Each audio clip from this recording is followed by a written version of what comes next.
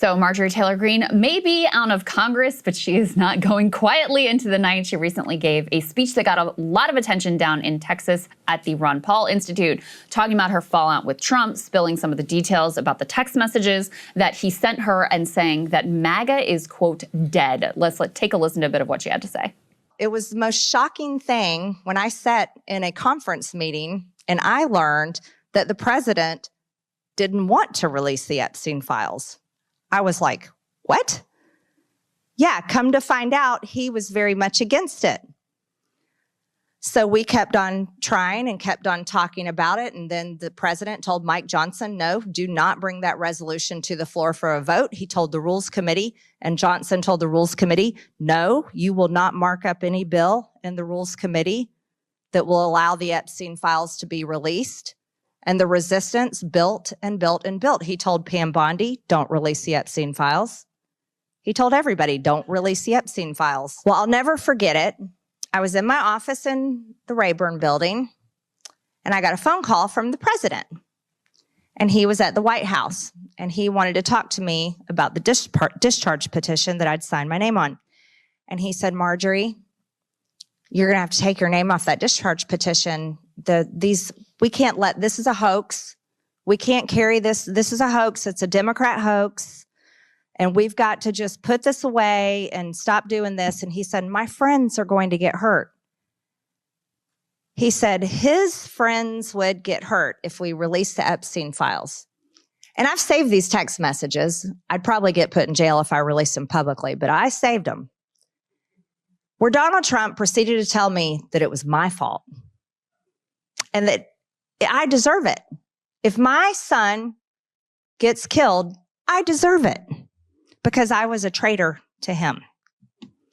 That is our president of the United States. So, pretty remarkable stuff there. Number one, her saying that he told her overtly, my friends will be hurt. Right. If the Epstein files are released. Yeah, and you'll be hurt too, buddy, by the way. And then these text messages where she went through, you know, this one was relatively nice to me. Susie Wiles didn't even get back to me. Trump said, you will deserve it. You will deserve it. Yeah, and she's told those stories now multiple times. They haven't been denied yet, or at least, or maybe they have been by the White House. I'd have to check. But yeah, just to make clear that, you know, that's been out there for some time. But I call on her to release the text messages. She should release the text messages. I agree. I just wonder with her how much, I think the big test is the electable conversation around this because look, we're all online. We know the MTG conversation. But at the end of the day, the Trump endorsed guy to replace her, you know, she resigned and the Trump endorsed guy to replace her, he won. And this is the big test actually is coming soon with the Thomas Massie primary, which we really have no idea which way it's going to go. The polling remains small. Massie has a huge war chest. Obviously, I'm pulling for him. But I think the bigger meta question, especially with Tucker, with MTG and everything, is like, what's the actual appetite for this? Because remember Harry Enton did some of the CNN polling on Tucker, how he has all these net favorables, have plunged with a lot of hardcore Republicans. But at the same time, he's more popular than ever. The question is like, what's the lane for that? And I just don't know. Like, I really am curious. I do think it's millions of people. The internet is huge, but how does it channel into political energy? Like, I'll give you a good example. Sean Ryan just had Cenk Uygur on his podcast, and I saw the clip where I was like, oh no. And Sean was like, do we need a new political party? And I was like, oh no, oh no. Anytime I've seen it too many times. I get it. Why everybody wants to go down the road. We've lived through how many Jill Stein and third party and Andrew People's Yang Party and the people. Yeah. Guys, like the evidence is clear. It is what it is. You got to take one of these parties and do with it what you can. Right, exactly. So that's the reality. Right, but when I start to see stuff like that, you see a lot of angst, but then you're like, okay, but how do we channel this angst into something useful, right? Or into something politically impactful?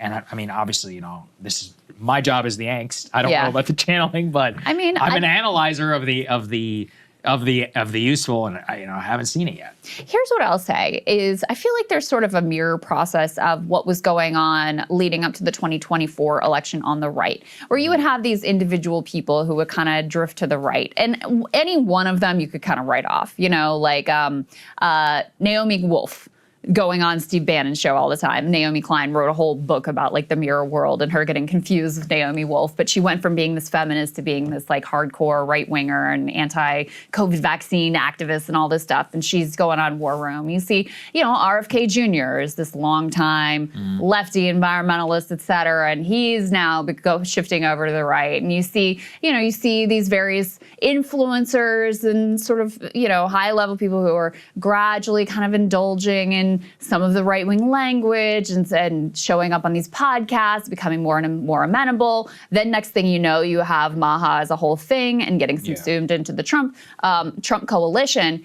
And so at first I didn't take it that seriously because any one of these people, again, you can kind of like dismiss as a one-off or a crank or whatever.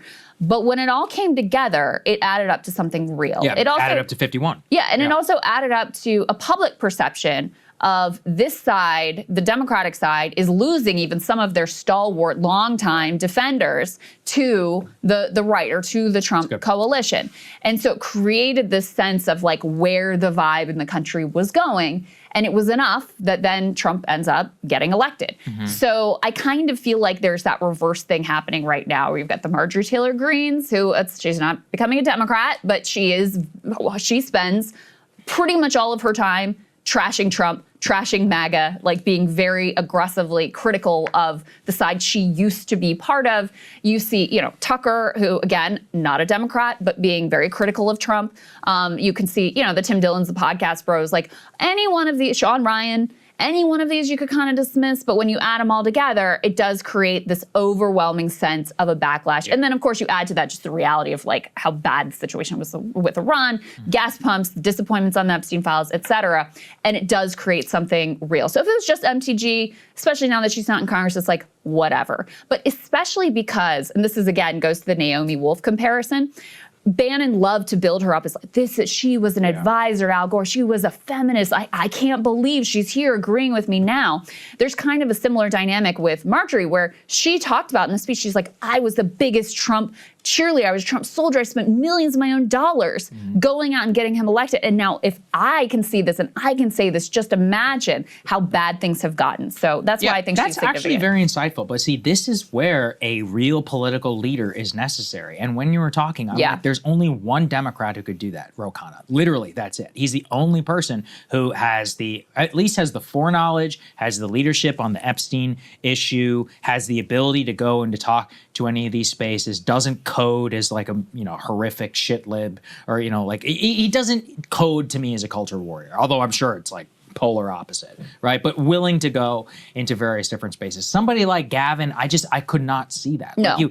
Like what was Trump's ultimate superpower? Trump literally convinced people that, like millions of people, that he was going to pay for their IVF, which you and I both know, if you believe that, you're a fucking idiot. Like, let's be honest, right? But millions of people were like, oh yeah, like he's gonna pay for my IV. So he took that guy, some guy who talks about glyphosate a lot, like the glyphosate guy, and then a Mitt Romney country club Republican and got all three to vote. That's how you win. That's a coalition, ultimately. So your point is very correct, but no, you're right. Gotta have the right leader to do that. The opening is there. Yeah. It's who can pull that together. Right.